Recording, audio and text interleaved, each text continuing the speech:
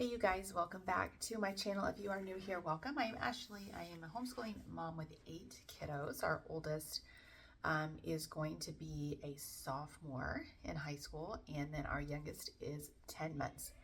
I have some notes here. I wanted to go over some things that we will be doing change-wise in our homeschool for 2024 to 2025.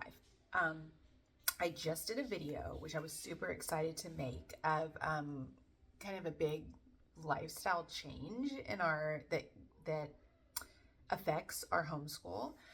So I recently accepted a position in the veterinary field, which I love because that's what I did before, but it is remote. And so the jobs that are available in the veterinary field that are remote used to be very, very few. Now they're getting a little bit more popular, but the process and the hiring process and all that is a lot, obviously.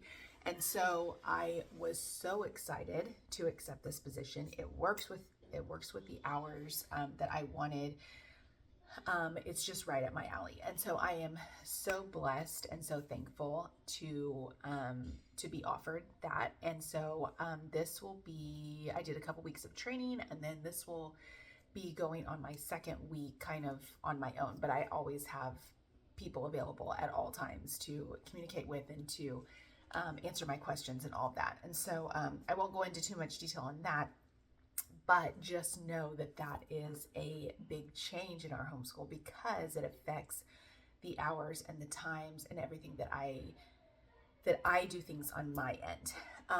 And so I wanted to kind of go over in kind of piggybacking off of that, changes in our homeschool for 2024 to 2025.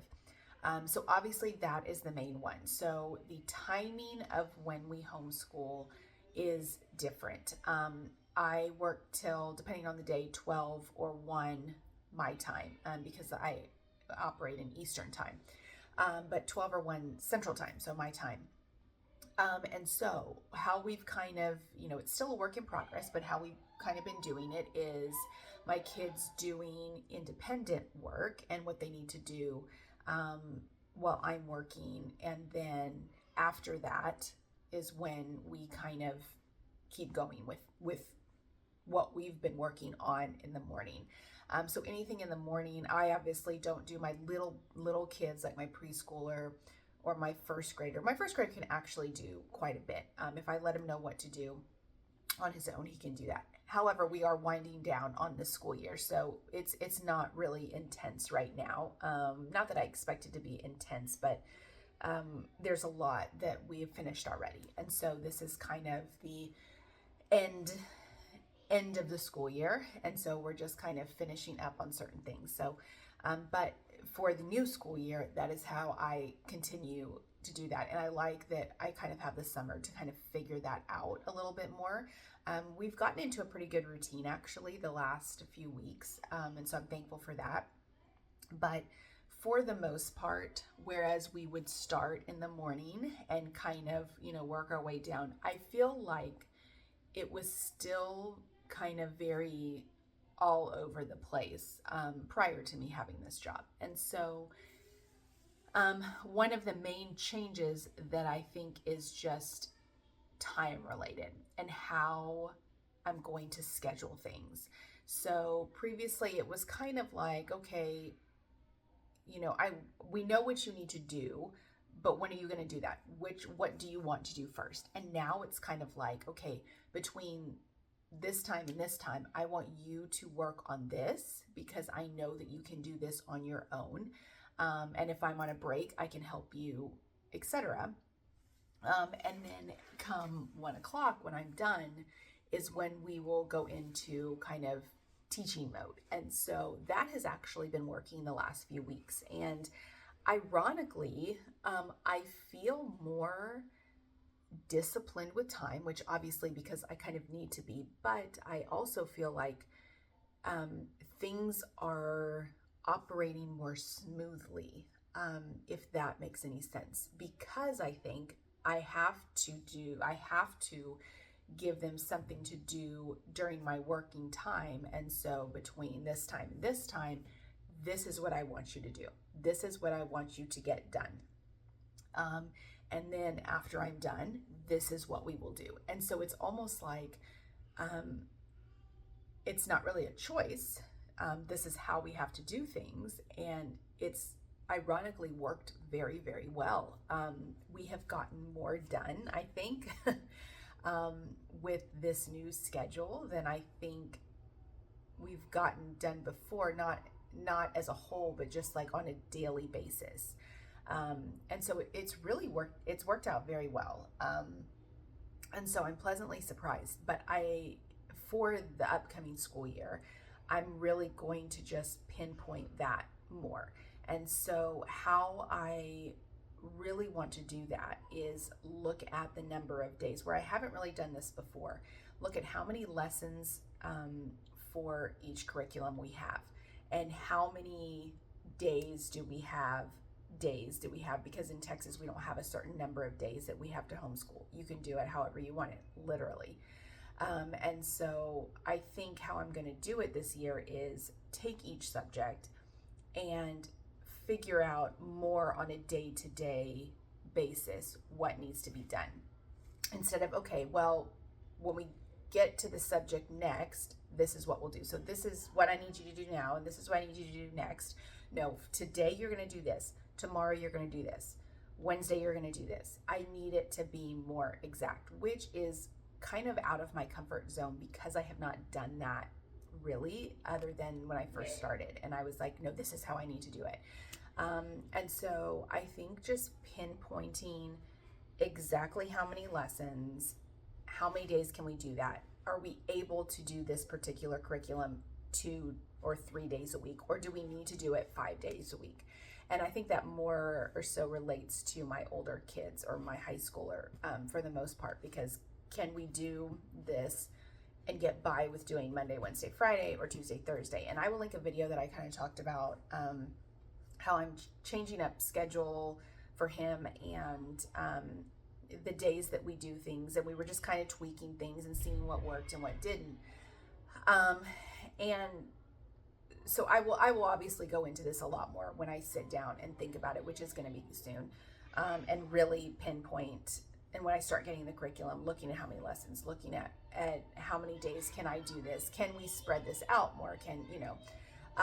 And so I think that's going to be important. And so just really being more exact with that, right? So just kind of looking more at the schedule, not micromanaging the schedule more, but looking at it more on a closer level. So that's kind of how I'm going to try and do that for this upcoming year. And I'm excited for that because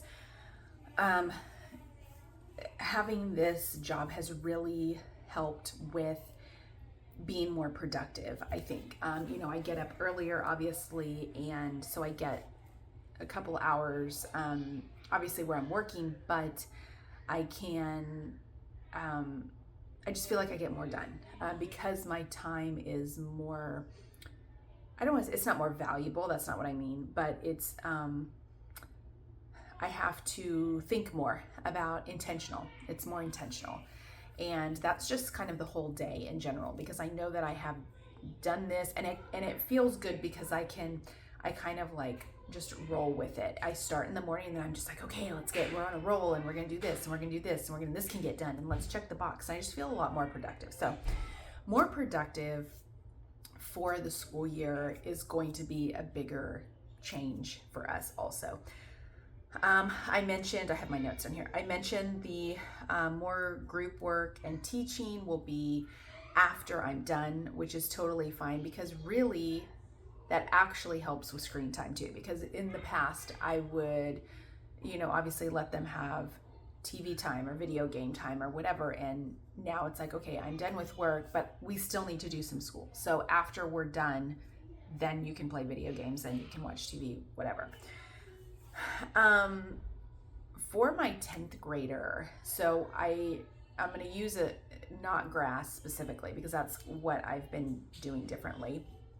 is I started out doing kind of read aloud with him for Knotgrass history. And I think I'm going to stick with that. And it's funny because I will randomly like open it because the curriculum is so interesting. And as a side note, if you have not used Knotgrass, and you are wanting a Christian-based curriculum, history curriculum, it is so interesting to me, and there are so many things that I have learned, and I have a weird like love for reading out loud to my kids, and I feel like I get a lot more out of it and they get more out of it, but except for a couple of my kids that don't do as well with read alouds. They don't like absorb all the information as well as I would like. And so not all my kids are like that, but my 10th grader, incoming 10th grader, I have really enjoyed doing that. And so what I'll do is he'll be like sitting, I don't know, on his phone, whatever. And so I come up and I have the history book and then I just start reading. And so it's like, I really kind of put it upon myself to just like start reading the curriculum, and then he has no choice but to sit there and listen to it.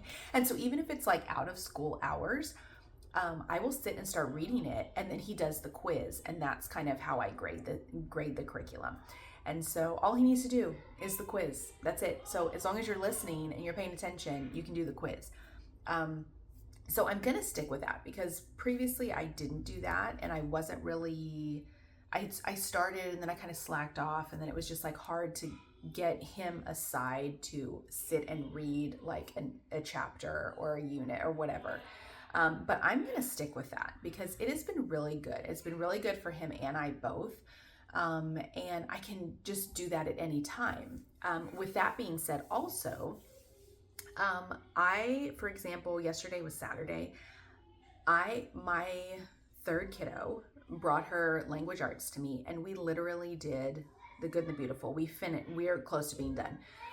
We finished like 3 or 4 lessons just because I was upstairs and she brought it to me and I was like, yes. And so it like knocked out like 3 or 4 lessons. And so that's something else that I kind of want to focus on is if it's the weekend or even if it's after school hours and we're not doing anything, why not just sit down and do a lesson and knock it out? I know that's very like contradictory to having a specific schedule, but if the situation comes about where we can knock out some lessons easily and I'm bored. Okay, get your schoolwork. We can do some school. Like, don't call it school then. Let's just call it reading. And we can check some boxes off and finish some lessons. Like, I think that people get so hung up on Monday through Friday, which yes, that is ideally your school schedule, but don't forget that you're homeschooling, and don't forget that if your kids are bored, why not do that? Why not knock a lesson or 2 out while you have them in front of you and they're bored and they're not in an extracurricular? Why not do that? It doesn't have to be painful. School does not have to be painful. It can literally be sitting down and listening to a read aloud, and then him taking a quiz. It takes 5 or 10 minutes. I think people just get so hung up that school is Monday through Friday, 8 to 5 or 8 to 5, 8 to 3, whatever the time is. And you can take those opportunities of not doing anything and bored kids and just get some work done. All you have to do is read. If there's a curriculum where you're just doing a read aloud and they're just taking a quiz, do it. So being more productive and being more intentional with my time Monday through Friday, but also on the weekends. I really want to use that open time to my advantage to be able to get stuff done also.